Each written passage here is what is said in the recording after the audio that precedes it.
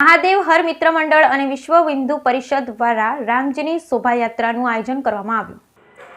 જામનગરમાં આજરોજ મહાદેવ હર મિત્ર મંડળ દ્વારા વિશ્વ હિન્દુ પરિષદના સંયુક્ત ઉપક્રમે રામ સવારી શોભાયાત્રાનું આયોજન કરાયું. જામનગર 79 વિધાનસભાના ધારાસભ્ય દિવેશભાઈ અકબરી તેમજ 78 વિધાનસભા ધારાસભ્ય રીવાબા જાડેજા દ્વારા શોભાયાત્રાને પ્રસ્થાન કરવામાં આવી. આ પ્રસંગે ભાજપ મહાનગરપાલિકા ડેપ્યુટી મેયર શાસક પક્ષના નેતા આશીષભાઈ જોશી, દંડક કેતનભાઈ નાખવા ભાજપ અગ્રણી ઉપસ્થિત રહ્યા. સાથોસાથ કોંગ્રેસ વિરોધ પક્ષના નેતા ધવલભાઈ નંદા, કોંગ્રેસ શહેર પ્રમુખ દિગુબા જાડેજા, મનોજભાઈ ચોવટિયા, પાર્થભાઈ પટેલ, ભરતસિંહ, અતુલભાઈ પ્રજાપતિ દ્વારા ભગવાન શ્રી રામચંદ્રજીની પાલખીની પૂજા કરી પ્રસ્થાન થઈ. આ શોભાયાત્રામાં આશરે 20 જેટલા ફ્લોટ્સ હતા.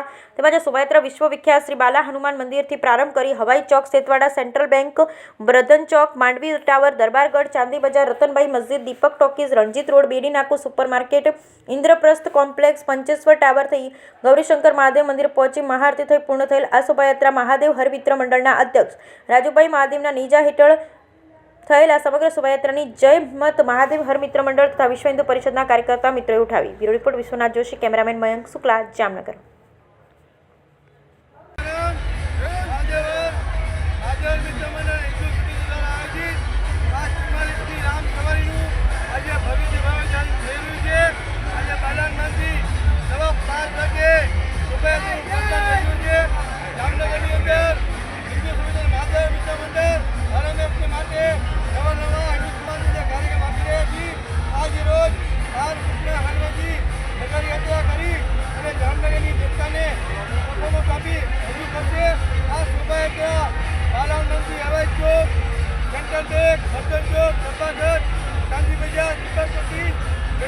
પંચેશ્વર ટાવરે રામચંદ્ર ભગવાનના મંદિરે વિરામ આપવામાં આવશે.